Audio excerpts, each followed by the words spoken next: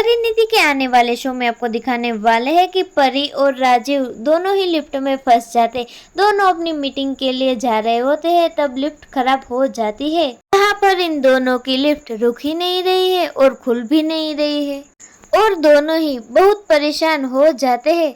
और राजीव भी बोलता है कि भगवान भी नहीं चाहते कि हमारी बात अधूरी रहे। जहाँ पर दोनों ही करने वाले हैं एक दूसरे से अपने दिल की बात, क्योंकि उन्हें लगता है कि वो बड़ी मुसीबत में फंस चुके हैं। अब पता नहीं कि वो जिंदा वापस आएंगे कि नहीं।